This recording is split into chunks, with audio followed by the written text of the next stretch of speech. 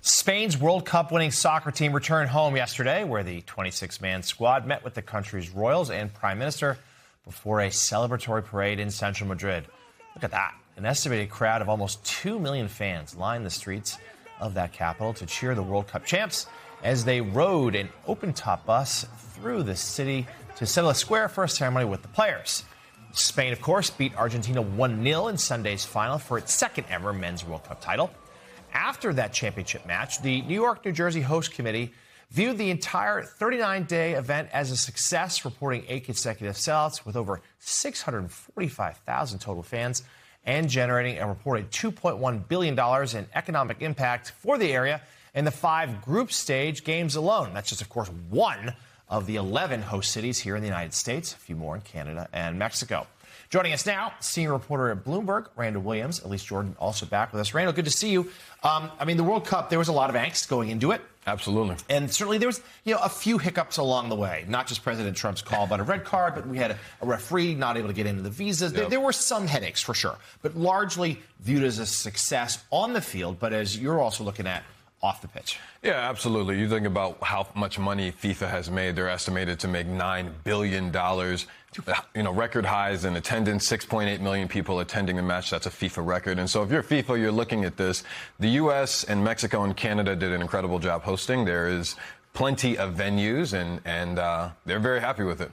So there was definitely local economic impact. Yep. But let's talk about the world of sports and private equity right Sure. now. There's so many equity firms that are major stakeholders, not just in the soccer world, but all over sports writ large, just as a very safe asset class. Yeah. How is this changing the way that we view sports and the way that we enjoy sports as spectators? Well, you said it yourself, which is that this is an asset class now. And so what these leagues have done is they've put in rules and limitations for how much private equity firms and sovereign wealth funds can own in teams. So with the NFL, it's 10% per firm. With the MLB, it's 15. With the NBA, it's 20 per firm. And then, the allotment gets a little different depending on the league. But ultimately, what we're realizing is that these leagues and the amount of people who can own them is only getting smaller. And so I think that all of these sports leagues will eventually tweak them. Now, I don't know that we'll ever see a private equity firm or a sovereign wealth fund own a team outright, but I do think that the money will continue to pour into franchises overall. And there are some fears that private equity might start cutting expenditures and such. I know some fans are certainly concerned about that.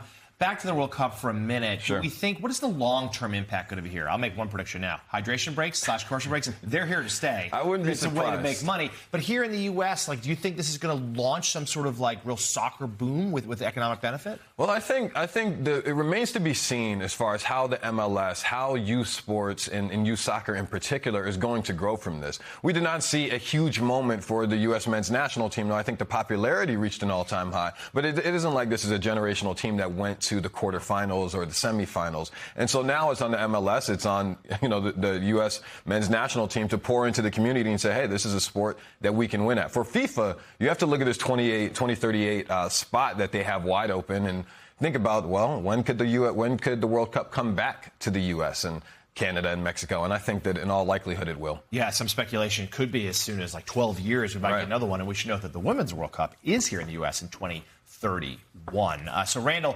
Bloomberg Power Players is returning to New York this September.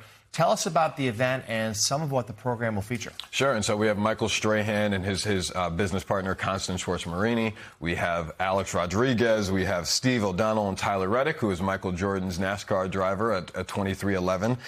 We have Jeff Blackburn, who's the chairman and CEO of the Tennis Channel. And then, of course, we have Martina Navratilova, who's an additional speaker and a tennis star. And so we cover the business of sports. We'll be talking with many different athletes, executives, and CEOs over the course of the day, and we're going to be adding many more. But it's a very fun day, one of my favorite days of the year, and we're hoping to break some news. All right, we'll look for that this September. Senior reporter at Bloomberg, Randall Williams, thank you so much. Good to see you.